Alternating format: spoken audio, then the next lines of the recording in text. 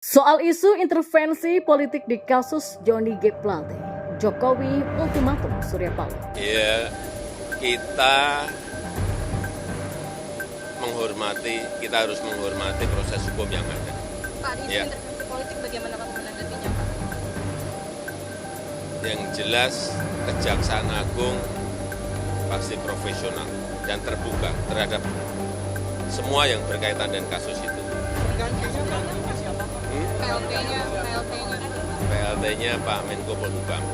Ini semua diinjak, hari ini semua diintimidasi, hari ini aparat penegak hukum semena-mena melakukan politisasi hukum. Resah kan kita? Kalau menjadi presiden tugas partai Pak, bukan pelayan rakyat.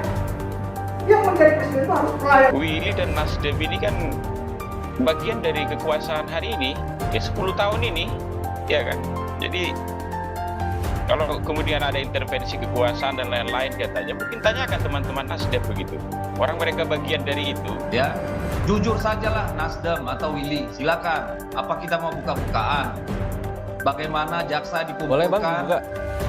Bagaimana jaksa dikumpulkan di Ancol untuk memenangkan siapa gitu?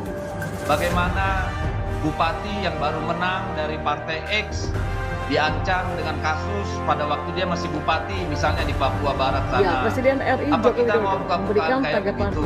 mengenai Cobalah lebih mantan dewasa, Menteri Komunikasi dan Informatika Johnny G. Plate sebagai tersangka oleh Kejaksaan Agung dalam kasus dugaan korupsi pengadaan BTS 4G Kominfo pada Rabu 17 Mei 2000. Presiden Jokowi menjawab pertanyaan media soal isu intervensi politik dalam kasus ini.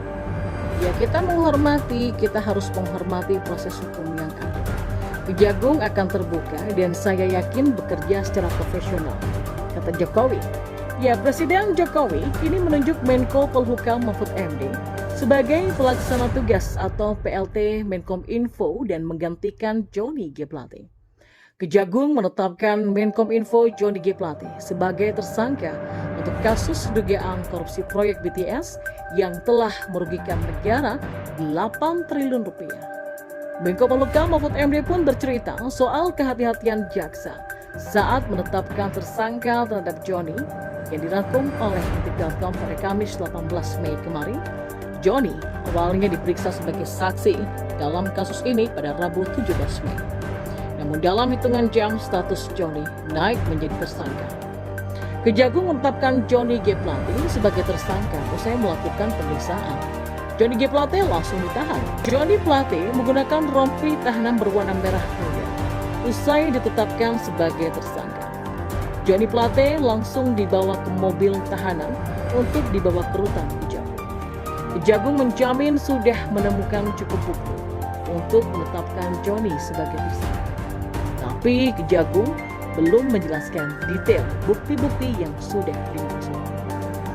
Berdasarkan hasil pemeriksaan hari ini setelah kami evaluasi, kami simpulkan telah terdapat cukup bukti yang bersangkutan diduga terlibat di dalam peristiwa tindak pidana korupsi proyek pembangunan infrastruktur BTS 4G paket 1, 2, 3, 4, dan 5. Kata Direktur Penyidikan atau Dirdik Jaksa Agung Muda Pidana Khusus Kejagung Kuntadi di Kejagung, Jakarta Selatan.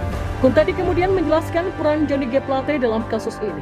Dia mengatakan keterlibatan Johnny berkaitan dengan jabatannya selaku Menteri dan pengguna anggaran.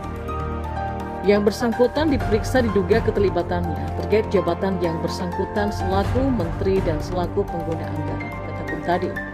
Sekjen Nasdem nonaktif ini dijerat dengan pasal 2 dan 3 Undang-Undang Pemberantasan Tindak Pidana. Pasalnya menjerat Johnny dengan pasal 2 dan pasal 3 Undang-Undang Tipikor Junto, pasal 55 ayat 1 ke 1 KUHP, kata Kapus Penkum Kejagung Ketut Sumedana saat kompres di Gedung Bundar Jampitsus Kejagung, Jakarta Selatan pada Rabu kemarin. Hukuman paling tinggi adalah penjara seumur hidup. Dan berikut ini adalah pasalnya. Pasal yang kedua, ayat 1.